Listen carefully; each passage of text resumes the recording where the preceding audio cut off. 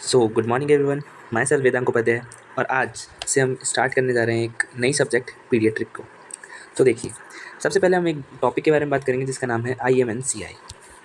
एक सेकेंड, ये IMNCI अब ये होता क्या है? तो IMNCI का मतलब होता है integrated management of neonate and childhood illnesses. क्या होता है? Integrated management of neonate and childhood illnesses.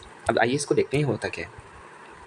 देखो, इसके हम कुछ स्पेसिफिक चीज़ें पढ़ेंगे। मतलब मैं पहले बता देता हूँ आपको, इसमें हम इंट्रोडक्शन पढ़ेंगे इसका, ठीक है, इसकी डेफिनेशन पढ़ेंगे, इंट्रोडक्शन डेफिनेशन, उसके अलावा इसके गोल्स क्या क्या होते हैं वो पढ़ेंगे, इसके प्रिंसिपल्स के बारे में पढ़ेंगे, और एक क्वेश्चन आया था इसके कि क्लिनिकल गाइडलाइन क्या है, तो क्लिनिकल गाइडलाइन के बारे में भी हम पढ़ेंगे, और इसका केस मैनेजमेंट कैसे होता है वो देखेंगे। और लास्ट में जो सबसे इंपॉर्टेंट क्वेश्चन आया हुआ है, डायरिया का मैनेजमेंट IMNCI के अकॉर्डिंग कई बार आ चुका है ये क्वेश्चन, तो इसके बारे में भी हम कवर करेंगे। तो आइए स्टार्ट करते हैं। तो सबसे पहले IMNCI अब होता क्या है, तो देखो, जैसा कि मैंने अभी आपको बताया कि एक तरीके से एक प्रोग्राम है, ठीक है। तो इसको डेवलप किसने किया था?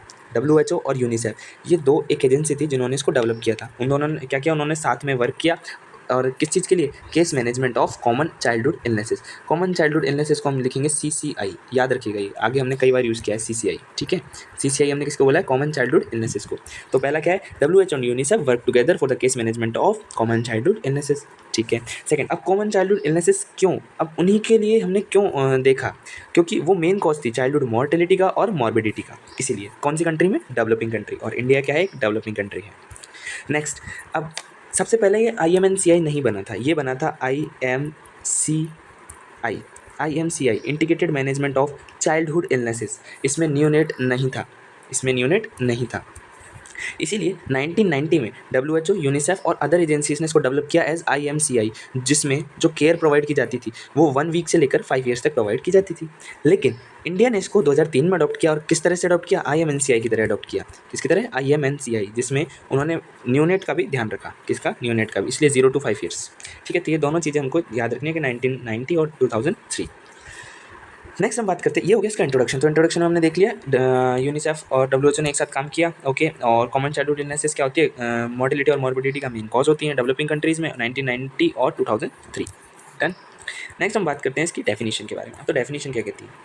अब डेफिनेशन क्या है? It is an integrated approach. ये इंपॉर्टेंट लाइन पॉइंट है इसमें, क्या है? ये इंटीग्रेटेड अप्रोच है for the health of children that focuses on wellbeing of children. तो ये दो इंपॉर्टेंट लाइन है, इसका भी ये डेफिनेशन है। डेफिनेशन होती है, तो इसको याद ही करना पड़ेगा कि एक इंटीग्रेटेड अप्रोच है किसके लिए? चिल्ड्रंस की हेल्थ के लिए, जो कि किस पे फोकस करती है? वेलबींग ऑफ चिल्ड्रन, या फिर होल चिल्ड्रन भी लिख सकते हैं इसकी जगह, होल वर्ड ऐड कर लीजिएगा इसमें, होल चिल्ड्रन, ठीक है। अब IMNCI केयर तो प्रोवाइड करवाती है 0 से 5 ईयर्स तक के लिए, ओके। अब ये कौन कौन सी केयर प्रोवाइड करवाती है? क्या ये केवल क्यूरेटिव प्रोवाइड करवाती है या प्रिवेंटिव करवाती है? तो ये दोनों करवाती है, मतलब कि क्यूरेटिव भी प्रोवाइड करवाती है, क्यूरेटिव केयर भी प्रोवाइड करवाती है, और प्रिवेंटिव भी। प्रिवेंटिव, अब हम कोई भी डिजीज़ का प्रिवेंशन करते हैं, तो जैसे हम वैक्सीन्स लगवाते हैं तो वो प्रिवेंशन ही हो गया एक तरीके से, ठीक है। तो प्रिवेंटिव, तो इम्यूनाइजेशन आ गया, ब्रेस्ट फीडिंग आ गया, विटामिन ए जो क्या नाम है, सप्लीमेंट्स हो गए वो आते हैं, मतलब ड्रॉप्स जिसे हम बोलते हैं, न्यूट्रिशनल काउंसलिंग, ये सारी चीज़ें प्रिवेंटिव में आ गई। और क्यूरेटिव मतलब डिजीज़ हो गई तो उसके बाद क्योर करना है। अब कौन कौन सी डिजीज़? जो भी अंडर 5 चिल्ड्रंस जो होते हैं उनके अंदर जो मोस्ट कॉमन डिजीज़ होती हैं वो सारी आती है। जैसे डायरिया बहुत इंपॉर्टेंट है, निमोनिया वो भी काफ़ी डेथ कॉज करता है, PEM प्रोटीन एनर्जी मालन्यूट्रिशन, ये तो एक अलग ही है सबसे, मलेरिया, ट्यूबरक्लोसिस, ये सारी चीज़ें उसमें आता है। अब हमने इंट्रोडक्शन और डेफिनेशन देख लिया, आई डोंट थिंक सो किसी को कोई डाउट होगा। तो अब हम देखते हैं गोल्स के बारे में, क्या गोल्स होते हैं। अब ये चाइल्डहुड मॉर्टिलिटी और मॉर्बिडिटी कॉज करने वाली डिजीज़ यानी कॉमन चाइल्डहुड इलनेसेस के लिए क्या है, एक मैनेजमेंट की तरह आया है। तो ये क्या करना चाहेगा? इसका गोल होगा मॉर्टिलिटी को डिक्रीज़ करना, यानी IMR को,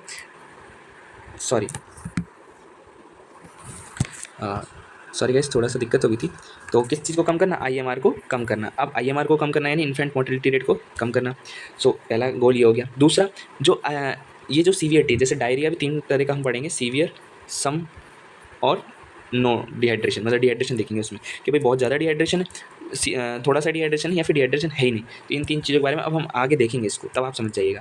सीवियरिटी को देखती है, मोर्टिलिटी को कम करती है, और साथ में ग्रोथ एंड डेवलपमेंट को इंप्रूव करवाती है, क्योंकि कोई भी बच्चा होगा यदि इसमें कोई डिजीज़ है तो कहीं ना कहीं ग्रोथ और डेवलपमेंट उसके अल्टर्ड होंगे ही होंगे, ठीक है। नेक्स्ट हम बात करते हैं इसके कंपोनेंट के बारे में कि कितने कंपोनेंट होते हैं इसके। तो 3 कंपोनेंट हो गए, health care worker, health care system, और फैमिली और कम्युनिटी, ठीक है। अब हेल्थ केयर वर्कर को हमने बोला है HCW, ये हमने आगे भी यूज़ किया है, तो ये शॉर्ट टर्म है, इसको देख लीजिएगा, HCW हेल्थ केयर वर्कर। अब हेल्थ केयर वर्कर हमें कैसे चाहिए, न्यू चाहिए, मतलब बिल्कुल नए चाहिए, या फिर जिनके पास स्किल्ड हो, तो हमें स्किल्ड हेल्थ केयर वर्कर चाहिए। अब ऐसा तो है नहीं कि स्किल्ड हेल्थ केयर वर्कर एक साथ मिल जाएंगे, हमें उनकी स्किल डेवलप करनी पड़ेगी। अब कैसे कर सकते हैं, तो दो वे होते हैं स्किल डेवलप करने के, एक होता है गाइडलाइन को फॉलो करके और दूसरी ट्रेनिंग। गाइडलाइन क्या होती है, हर एक हॉस्पिटल की एक गाइडलाइन होती है जिसको हम सभी फॉलो करते हैं। तो वैसे ही IMNCI की गाइडलाइन है, उनको फॉलो करना है, या तो उससे स्किल सीख लो या फिर ट्रेनिंग ले लो। ट्रेनिंग कौन कौन सी होती है, तो इसमें दो ट्रेनिंग होती है, MO यानी मेडिकल ऑफिसर ट्रेनिंग, और दूसरी ANM या फिर AWW। ANM यानी जो AWW मतलब आंगनवाड़ी वर्कर्स होती है ना, वो वाली ट्रेनिंग। तो या तो मेडिकल ऑफिसर वाली ट्रेनिंग ले लो या फिर आंगनवाड़ी वर्कर वाली ट्रेनिंग ले लो, ठीक है। इससे स्किल्ड हेल्थ केयर वर्कर हमें मिल जाएंगे। दूसरा हेल्थ केयर वर्कर मिल गया, ठीक है, अच्छी बात है। अब सिस्टम में भी तो देखना है ना, सिस्टम में भी क्या है, इंप्रूवमेंट की जरूरत है। Improvement is needed for the better case management. Better case management के लिए हमें इंप्रूवमेंट चाहिए ही चाहिए, ठीक है। अब तो सिस्टम में क्या क्या दिक्कत है, स्किल्ड हेल्थ केयर वर्कर हमें चाहिए, जो कि हमें मिल जाएगा यहाँ से, क्योंकि हमने उसको गाइडलाइन भी फॉलो करवा दी और ट्रेनिंग भी दे दी, ठीक है। दूसरा है आइडेंटिफाई रेफरल, तीसरा है रेफरल यूनिट, चौथा है स्विफ्टेड ट्रांसपोर्ट, पांचवा है एसेंशियल ड्रग यूज़, और छठा है monitoring and supervision. I don't think so ये समझ में आया होगा। तो एक काम करते हैं, एक एग्जांपल लेते हैं। आपके पास PHC है, ठीक है, आप PHC में काम कर रहे हो, PHC में आपके पास एक केस आया हेड इंजरी का, तो क्या करोगे आप, यदि आपके पास स्किल्ड हेल्थ केयर वर्कर है तो वो एक तरीके से थोड़ी सी फर्स्ट एड प्रोवाइड करवा देगा उसके बाद क्या करेगा, रेफर को आइडेंटिफाई करेगा कि यार ये रेफ़र करने लायक है या नहीं है। यदि सीवियर इंजरी है तो रेफ़र कर देना चाहिए, तो आइडेंटिफाई रेफर को। अब रेफ़र कहाँ करेगा, ऐसा तो है नहीं कहीं दूसरी क्या नाम है PHC या CHC पे डाल दिया, वो भेजेगा डिस्ट्रिक्ट हॉस्पिटल या फिर एक रेफर यूनिट में, तो रेफर यूनिट हो गया उसमें। फिर स्विफ्टेड ट्रांसपोर्ट, ऐसा तो है नहीं अब उनसे बोल देगा कि भाई आप डायरेक्टली ले जाओ, एम्बुलेंस भी तो होती है ना हर किसी के पास, तो एम्बुलेंस होगी। मैं एक एग्जांपल दे रहा हूँ, ऐसा नहीं है इसमें एम्बुलेंस आएगी, जस्ट एक एग्जांपल दे रहा हूँ। तो शिफ्टेड ट्रांसपोर्ट मतलब एक अच्छी तरीके से ट्रांसपोर्ट करवाना।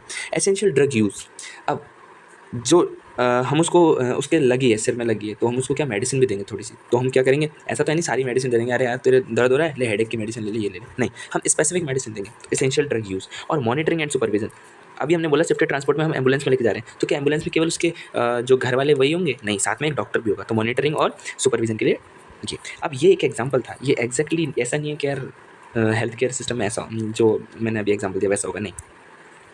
नेक्स्ट हम बात करते हैं फैमिली एंड कम्युनिटी की। तो इसमें क्या होता है कि एक टास्क होता है, मतलब कुछ ये 1 2 3 4 5 6 करके ये टास्क दे दिए। अब ये टास्क क्या है, इंप्लीमेंट करने होते हैं। ये एक तो इनको पहले प्लान करना पड़ता है, प्लान कर लिया, टास्क बना लिया, उसके बाद फिर इम्प्लीमेंट कर दो। कहाँ करोगे, कम्युनिटी में। अब कम्युनिटी में इम्प्लीमेंट किया है तो किसके लिए क्या होगा, फैमिलीज़ के लिए, तो क्या होगा, तो बस, तो it include list of task that are planned and implemented in the community for the society. I think so society नहीं आएगा इस जगह, सॉरी, इस जगह आएगा फैमिली। ये थोड़ा सा आप चेंज कर लीजिएगा, सोसाइटी नहीं है ना। नेक्स्ट हम देखते हैं इसमें IMNCI क्लिनिकल गाइडलाइन। तो होप सो आपको फर्स्ट पेज समझ में आ गया होगा अच्छे से। Definition, introduction, definition, roles, component.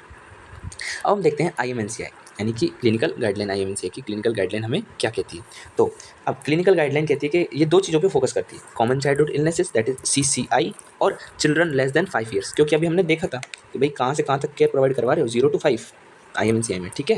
तो इसीलिए children less than 5 years of age और कॉमन चाइल्डहुड इलनेसेस, ठीक है। अब ये क्लिनिकल गाइडलाइन है, ये क्या है, हमें तो कुछ पता ही नहीं है, तो बताओ, देखते हैं। ये क्लिनिकल गाइडलाइन किस बेसिस पे काम करती है, तो वो करती है एविडेंस बेस्ड सिंड्रोमल अप्रोच। इस अप्रोच के बारे में हम आगे डिस्कस करेंगे। कौन सी approach, evidence based syndromal approach के अकॉर्डिंग वर्क करती है। अब इसके अकॉर्डिंग वर्क करेगी तो क्यों करेगी वर्क, इफेक्टिव केस मैनेजमेंट। हमारे पास कोई केस आया है, उसका इफेक्टिवली मैनेजमेंट करना है ना, तो इसके लिए हम एविडेंस बेस्ड सिंड्रोमल अप्रोच का यूज़ करते हैं। अब हमने उसका यूज़ कर लिया। अब ये एविडेंस बेस्ड सिंड्रोमल अप्रोच का यूज़ करने का मतलब क्या हुआ, इसका मतलब क्या हुआ, ARE। ए मतलब होता है अफोर्डेबल, आर मतलब होता है रेशनल, और ई मतलब होता है एसेंशियल। क्या क्या हो गया, affordable, rational and essential use of drug and diagnostic tool. IMNCI की clinical guideline evidence based syndromal approach के अकॉर्डिंग वर्क करती है। एविडेंस बेस्ड सिंड्रोमल अप्रोच क्या कहता है कि भाई हमें ड्रग का और जो डायग्नोस्टिक टूल है उसका कैसा यूज़ करना है, अफोर्डेबल, रेशनल एंड इफेक्टिव, ये 3 यूज़ करने हैं, ठीक है। नेक्स्ट हम इसके बारे में बात करते हैं कि अब ये एविडेंस बेस्ड सिंड्रोमल अप्रोच, ये इसका एम क्या है, इसका एम है हेल्थ प्रॉब्लम को आइडेंटिफाई करना, उसकी सीवियरिटी को आइडेंटिफाई करना और उसके लिए एक्शन लेना। कि भाई बच्चा है, हमारे पास बच्चा है, हेल्थ प्रॉब्लम देखी क्या है, उसको डायरिया है, निमोनिया है, क्या है, उसको देख लिया, हेल्थ प्रॉब्लम आइडेंटिफाई कर लिया। सीवियरिटी कितनी है, भाई माइल्ड डायरिया है, मॉडरेट है, सीवियर डायरिया है, ठीक है। और कौन कौन से एक्शन हम ले सकते हैं। तो ये होती है एविडेंस बेस्ड सिंड्रोमल अप्रोच। ठीक है, समझ में आया होगा। अब सबसे इंपॉर्टेंट सवाल, प्रिंसिपल। 8 प्रिंसिपल होते हैं और ये बहुत बार रिपीट हुआ है, तो इसलिए प्लीज़ इसको जरूर ध्यान से देखिएगा। तो एविडेंस बेस्ड तो प्रिंसिपल के बारे में बात करते हैं, क्या क्या होते हैं इसके प्रिंसिपल। देखिए, अभी हमने 0 से 5 ईयर्स तक के बच्चों को मतलब 0 से 5 ईयर्स तक के बच्चों के बारे में बताया था। ठीक है, अभी हमने बात की थी ना कि भाई क्या होता है 0 से 5 ईयर्स के बच्चों को ही इसमें हम केयर प्रोवाइड करवाते हैं। तो इसमें क्या किया उन्होंने कहा यार ये तो बहुत ज़्यादा बड़ा रेंज है, 5 साल हो गया, तो उसको छोटे छोटे पार्ट में डिवाइड कर देते हैं। 0 से 2 मंथ महीना, एक तो इसमें डिवाइड कर दिया। ठीक है, और दूसरा डिवाइड किया 2 मंथ्स टू 5 ईयर, ये 2 कैटेगरी बना दी। कौन कौन सी? 0 से 2 मंथ वाली और 2 मंथ से 5 ईयर वाली। ठीक है, ये एक कैटेगरी बना दी। तो अब इसके अकॉर्डिंग इसके प्रिंसिपल सेट किए गए। इसके प्रिंसिपल क्या कहते हैं? इसके प्रिंसिपल कहते हैं कि भाई ऑल सिक न्यूबॉर्न 0 से 2 मंथ वाले और all sick young children 2 month to 5 years वाले, इनको हमको चेक करना है। अब 0 से 2 मंथ वाले जो न्यूबॉर्न है उसको हम चेक करेंगे पॉसिबल बैक्टीरियल इन्फेक्शन के लिए, और 2 मंथ से 5 ईयर वाले हैं उनको हम चेक करेंगे जनरल डेंजर साइन के लिए। अब हम इनको चेक कर क्यों रहे हैं? हम चेक इसलिए कर रहे हैं कि हम जिससे पता लगा सके कि रेफर की जरूरत है या फिर हॉस्पिटलाइजेशन की जरूरत है या नहीं है। मतलब बच्चे को या तो घर पे ट्रीट किया जा सकता है, क्योंकि अपन पीएचसी जाते हैं तो वो क्या कहते हैं कि हाँ ठीक है आप ये दवाई ले लो सही हो जाओगे, हैं वो ये थोड़ी कहते हैं कि कभी कभी जैसे मान लो सीरियस केस होता है तो कहते हैं कि हाँ चलो आप डिस्ट्रिक्ट हॉस्पिटल ले जाओ, तो ऐसा। इसीलिए तो हम क्या चेक करते हैं यहाँ पे? पॉसिबल बैक्टीरियल इन्फेक्शन और डेंजर साइन को चेक करते हैं। ओके, किस चीज़ के लिए? हॉस्पिटलाइजेशन की नीड के लिए या फिर रेफर की नीड के लिए। ठीक है, ये पहला हो गया इसका सिम्टम्स। अब हमने मान लो कोई एक बच्चा है वो ज़्यादा सीवियर था तो उसको हॉस्पिटलाइज करवा दिया। अब हॉस्पिटलाइज करवा दिया तो क्या करेंगे? उसको रूटीनली एसेस करेंगे। ठीक है, तो ऑल चिल्ड्रन, अब उसमें ये भी है, दोनों चिल्ड्रन है, दोनों चिल्ड्रन मतलब जो दोनों एज ग्रुप है उन दोनों एज ग्रुप के चिल्ड्रन को हमने रूटीनली एसेस किया। किस चीज़ के लिए एसेस किया? न्यूट्रिशनल स्टेटस, कि उनका न्यूट्रिशनल स्टेटस कैसा है, इम्यूनाइजेशन स्टेटस कहता है, और मेजर प्रॉब्लम क्या क्या है उनमें। ठीक है, नेक्स्ट। अब ये कहता है कि यार हम इतनी सारी ड्रग्स हैं, हम सारी ड्रग्स का यूज़ नहीं करेंगे, क्योंकि जो एक पीएचसी होती है उस पर लिमिटेड नंबर ऑफ ड्रग्स ही हमें मिलती हैं। तो only limited number of drug are use for the treatment of disease. Okay, और limited number of clinical manifestation यानी हो गए साइन एंड सिम्टम्स। क्या हो गए? Sign and symptoms. Clinical manifestation मतलब हो गया sign and symptoms for the diagnosis of disease. मतलब हम ड्रग का यूज़ भी कम करेंगे, कम ही ड्रग यूज़ करेंगे और कम ही क्लिनिकल मैनिफेस्टेशन यूज़ करेंगे। भाई हम पीएचसी पे काम करने वाले हैं, हम कम ही काम करेंगे, है ना। अब ऐसे ऑफेंड मत होना प्लीज़, बट याद करवाने के लिए है। ठीक है, तो ये दोनों चीज़ होगी। अब IMNCI की जो क्लिनिकल गाइडलाइन है वो क्या कहती है? वो करती है, आपको क्या लगता है हम पीएचसी में जाएंगे तो क्या हम कंजेनाइटल हार्ट डिजीज़ के पेशेंट को ट्रीट कर सकते हैं क्या, या फिर एक डायरिया के पेशेंट को ट्रीट कर सकते हैं? जी हाँ, बिल्कुल हम बात करेंगे केवल डायरिया के पेशेंट की। यदि कंजेनाइटल हार्ट डिजीज़ है तो पहली बात उसको कोई पीएचसी लेके भी नहीं जाएगा। तो ये क्या करती है IMNCI guideline? Address only most common problem, most common जैसे कि हो गया डायरिया, निमोनिया, टीबी, ठीक है, या फिर PEM, इन सबको एड्रेस करती है, यानी इन सबको सॉल्व करती है। Not all major paediatric problem. All major paediatric problem तो बहुत सारी, हाइड्रोसिफिलस आ गया, है ना, स्पाइना बाइफिड आ गया, ये सारी डिजीज़ आ गई। ठीक है, ये हो गया। अब नेक्स्ट, IMNCI जो गाइडलाइन है वो हेल्थ केयर वर्कर को भी के लिए भी बने हैं उसके प्रिंसिपल में। तो क्या है उसके प्रिंसिपल में क्या बताता है वो? कि IMNCI provide counselling to the health care worker को क्या करवाता है? काउंसलिंग प्रोवाइड करवाता है। किस चीज़ के लिए? होम मैनेजमेंट के लिए या फिर एक तरीके से होम विजिट के लिए। ठीक है, दूसरा वो उनको एनकरेज करता है, जो IMNCI है वो एनकरेज करता है हेल्थ केयर वर्कर को कि एक्टिवली पार्टिसिपेट करे ट्रीटमेंट में। अब इसका एक एग्जांपल है, थोड़ा फनी है, कि जो अपन देखते हैं कि जो आंगनवाड़ी वर्कर होते हैं या फिर जो PHC पे काम करने वाले होते हैं तो वो काम नहीं करते। तो इसलिए क्या होता है IMNCI ने गाइडलाइन निकाल रखी है, भाई हम आप लोगों को घर पे जाके काम भी करना है, मतलब घर जाके उनको बच्चों को देखना भी है, और दूसरा एक्टिवली पार्टिसिपेट भी करना है ट्रीटमेंट में। तो ऐसे देख सकते हैं IMNCI क्या कर रहा है? एनकरेज कर रहा है एक्टिव पार्टिसिपेशन के लिए, और IMNCI क्या कर रहा है? काउंसिल कर रहा है होम मैनेजमेंट के लिए। Last but not a least and the most important principal ये है कि क्लिनिकल मैनिफेस्टेशन। हमने क्या कहा था अभी कि क्लिनिकल मैनिफेस्टेशन क्या है? लिमिटेड है। हमने लिमिटेड ही क्लिनिकल मैनिफेस्टेशन ली है। अब उन लिमिटेड के बेसिस पे हमने क्या किया? जो पेशेंट हमारे पास आया, जो बच्चा आया, उसको 3 कैटेगरी में डिवाइड कर दिया। और 3 कैटेगरी कैसी बनाई हमने? कलर, तो कलर कोडिंग के अकॉर्डिंग। पिंक वाला है तो उसको चाहिए अर्जेंट रेफर, येलो वाला है तो उसको हम OPD पे ट्रीट कर सकते हैं, और ग्रीन वाला है तो उसको हम घर पे ट्रीट करवा सकते हैं। एग्जाम्पल के लिए डायरिया, यदि सीवियर डायरिया है तो हम उसको अर्जेंट रेफर कर देंगे PHC से हॉस्पिटल के लिए। यदि थोड़ा सा डायरिया तो उसको OPD में ट्रीट कर देंगे, उससे कह देंगे हाँ ठीक है यार इसको ORS पिलाओ थोड़ा सा, और बच्चा है तो ब्रेस्ट फीडिंग करवा लो, बस इतना। और यदि उसके ज़्यादा ही है ही नहीं कि भाई हाँ थोड़ा सा डिहाइड्रेशन हो जाएगा तो घर पे आप इसको देख लेना, लेकिन यदि कोई डेंजर साइन आ जाए तो वापस ले आना, ऐसे करके। ठीक है, तो अब इसके बारे में हम देखते हैं। तो प्रिंसिपल इसके 8 हैं, होप सो आपको याद होंगे। ठीक है, तो नेक्स्ट हम बात करते हैं इसके बारे में, क्या है? Case management. अब इफेक्टिव केस मैनेजमेंट है प्रोसेस का, वो क्या कहता है? तो सबसे पहले आते हैं इसके स्टेप्स के बारे में। स्टेप्स क्या होते हैं? स्टेप्स का मतलब होता है असेसमेंट, किस चीज़ का, पेशेंट का या फिर चिल्ड्रन का, क्लासिफिकेशन इलनेस का, आइडेंटिफाई ट्रीटमेंट, फिर इनिशिएट ट्रीटमेंट, फिर एडवाइस और एजुकेट मदर और फॉलो। तो ये 6 उल्टा एन बना दिया हमने, है ना। तो ये 6 स्टेप्स होते हैं जो कि फॉलो करने होते हैं। सबसे पहले पेशेंट को देखो क्या डिजीज़ है, क्या साइन एंड सिम्टम है। आप साइन एंड सिम्टम देख लिए तो उसके अकॉर्डिंग इलनेस को क्लासीफाई कर दो, ठीक है। फिर आइडेंटिफाई करो कि अरे यार इस इलनेस के लिए कौन सा ट्रीटमेंट सही रहेगा।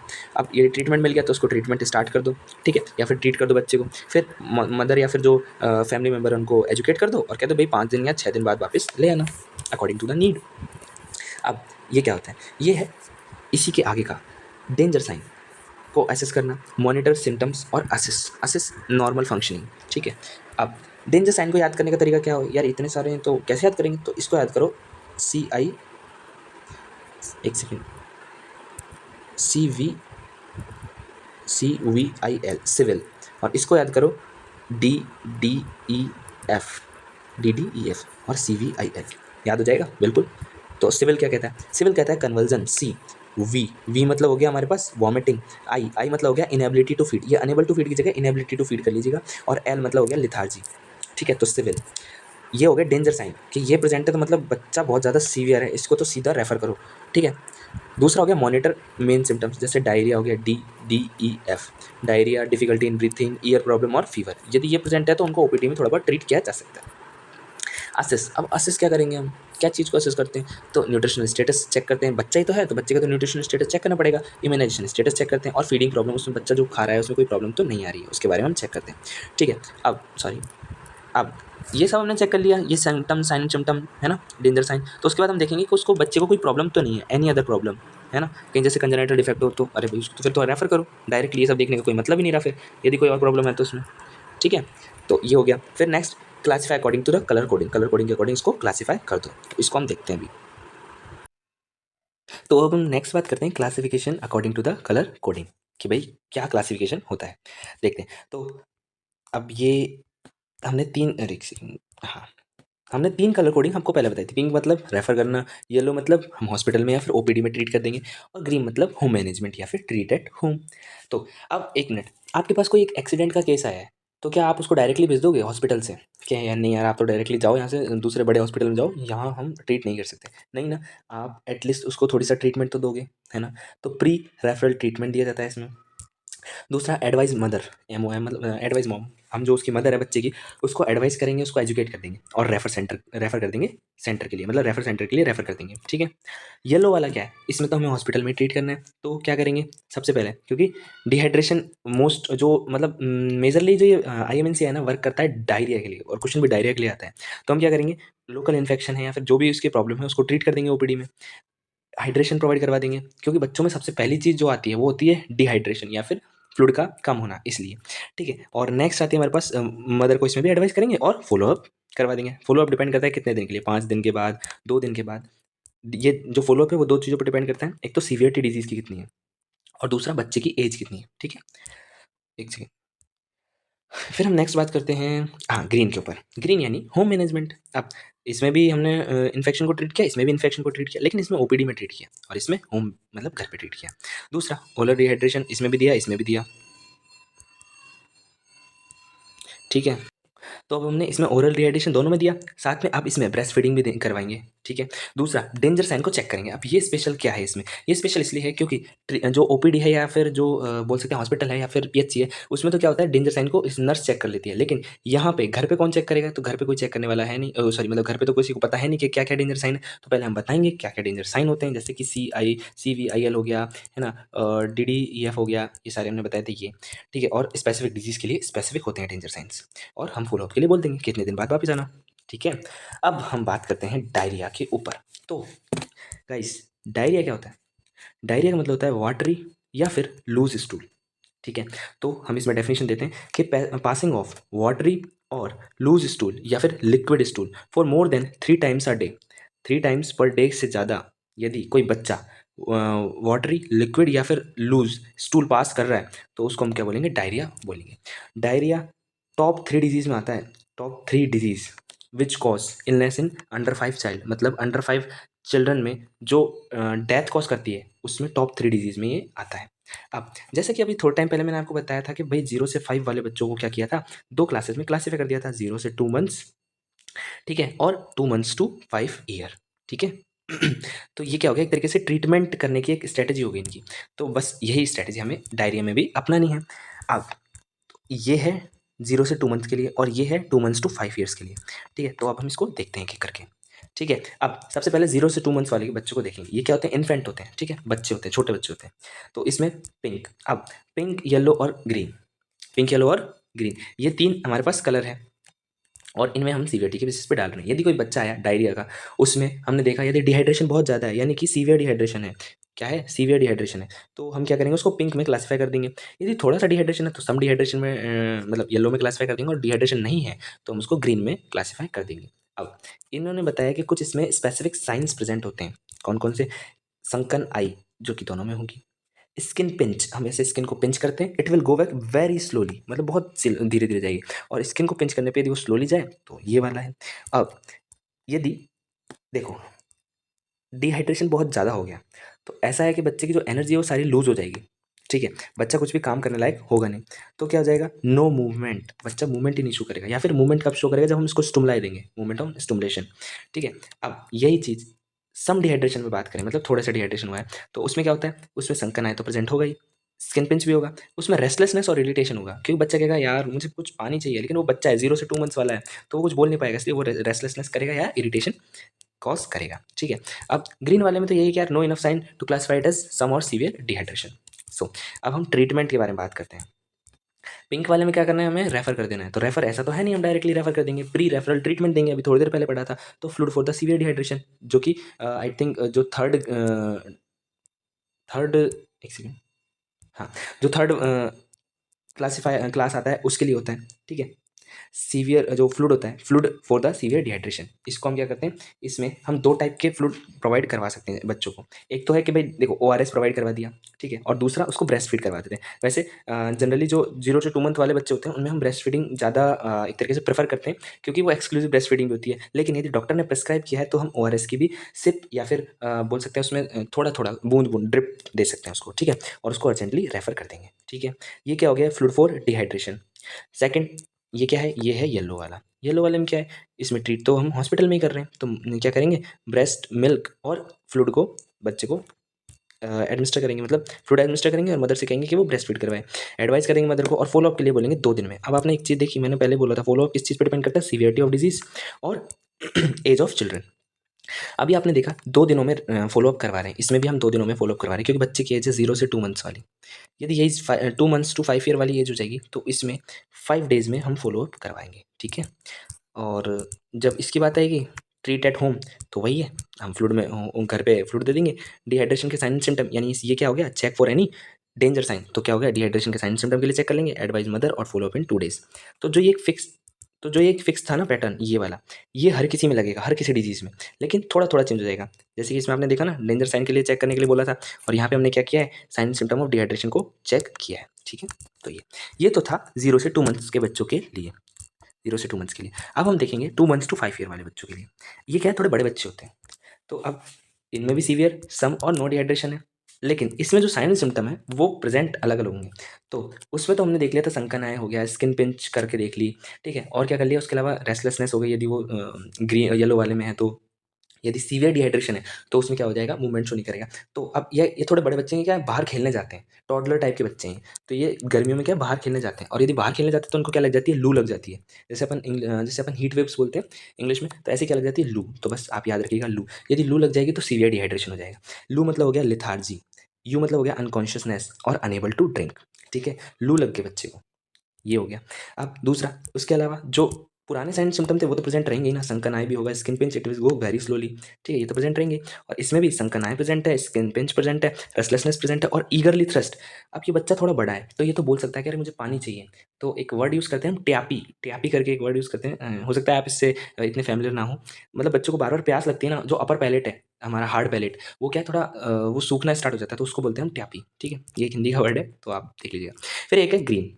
ग्रीन वाले में क्या है भाई, डिहाइड्रेशन के लिए हमारे पास कोई साइन सिम्टम है ही नहीं, तो हम उसको क्लासिफाई कैसे करें, ठीक है? अब ट्रीटमेंट, ट्रीटमेंट तो यही है कि भैया 0 से 2 महीने वाले बच्चों के लिए जो ट्रीटमेंट है मतलब रेफ़र कर दो। रेफ़र करने के अलावा हाँ, क्योंकि ये थोड़े बड़े बच्चे हैं तो इसमें हम एंटीबायोटिक्स लगा सकते हैं। जेंटामाइसिन और एम्फिसिलिन, हो सकता है स्पेलिंग थोड़ी गलत हो तो आप देख लीजिएगा। जेंटामाइसिन और एम्फिसिलिन हम आईएम एडमिनिस्टर करेंगे। अब यदि ये येलो वाला है तो क्या करेंगे हम उसमें जिंक सप्लीमेंट देंगे, ठीक है, फ्लूइड थेरेपी देंगे, मदर को एडवाइस करेंगे और फॉलो अप करेंगे 5 डेज़ में। जैसा कि मैंने आपको बताया था, यदि थोड़ा छोटा बच्चा है तो 2 दिन में फॉलो अप करवा रहे थे, बड़ा बच्चा है तो 5 दिनों में फॉलो अप करवा रहे हैं।